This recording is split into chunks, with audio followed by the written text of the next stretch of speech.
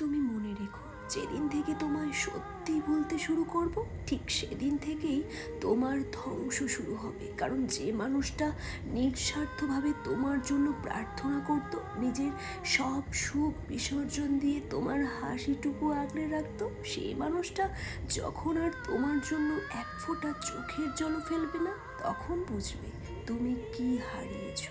তুমি হয়তো ভাবছো আমি ভেঙে গেছি, তাই আর কোনো মূল্য নেই আমার। কিন্তু মনে রেখো, সবচেয়ে ভয়ঙ্কর নীরবতা সেই মানুষের, যে হাজারটা কান্না বুকের ভেতর লুকিয়ে একদিন সব অনুভূতি মেরে ফেলে। সেদিন আমি আর তোমাকে অভিশাপও দেব না, অভিযোগও করব না, শুধু তোমার নামটা আমার প্রার্থনা থেকে মুছে দেব। আর বিশ্বাস করো, যেদিন আমার হৃদয় তোমাকে ভুলে যেতে শিখবে, সেদিনই তুমি বুঝবে ভালোবাসা হারানোর যন্ত্রণা কতটা নির্মম। হয়তো তখন চারপাশে অনেক মানুষ থাকবে, তবুও মাঝরাতে হঠাৎ আমার কথা মনে পড়বে। বুকের ভেতর একটা শূন্যতা চিৎকার করে বলবে, যে মানুষটা আমাকে নিঃস্বার্থভাবে ভালোবাসতো, তাকে আমি নিজের হাতেই হারিয়ে ফেলেছি। আর আমি তখন অনেক দূরে চলে যাব, এমন এক দূরত্বে যেখানে তোমার হাজারটা কান্না, হাজারটা অনুতাপ কিংবা ফিরে আসার আকুতি কোনোটাই আর আমাকে ছুতে পারবে না। তখন শুধু তোমার চোখের জলই তোমাকে মনে করিয়ে দেবে একজন মানুষকে অবহেলা করার মূল্য কতটা ভয়ঙ্কর হতে পারে। জানো, তুমি ছেড়ে যাওয়ার দিনটা আমি ডায়েরিতে লিখে রাখিনি, কারণ কিছু ব্যথা লিখলে কাগজ পুড়ে যায়, কালি ঝরে যায়। সেদিন বুঝেছিলাম মৃত্যু একবারই আসে না, কিছু মানুষ প্রতিদিন একটু একটু করে মেরে যায়। তুমি যাওয়ার পর আমার ফোনের গ্যালারি ভরে গেছে তোমার ছবিতে, আর আমার বুকের ভেতরটা ফাঁকা হয়ে গেছে তোমার অভাবে। সবাই বলে নতুন করে শুরু করো, কিন্তু যে গল্পের শেষ পাতাটাই তুমি ছিঁড়ে নিয়ে গেছো, সেই বই আমি নতুন করে লিখবো কিভাবে?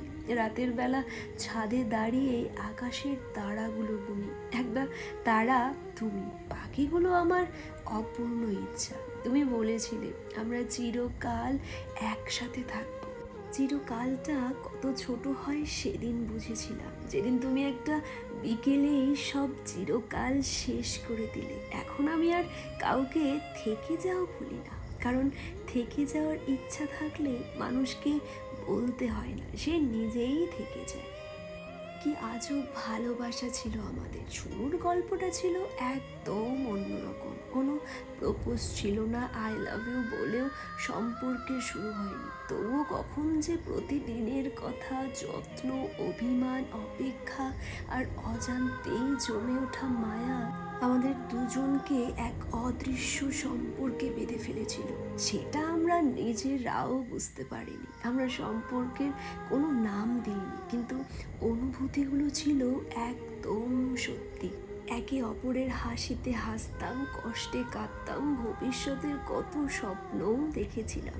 শেষটাও ঠিক ততটাই অদ্ভুত ছিল। কোনো ঝগড়া হয়নি, কোনো ব্রেকআপ হয়নি, কেউ কাউকে শেষবারের মতো বিদায়ও বলিনি।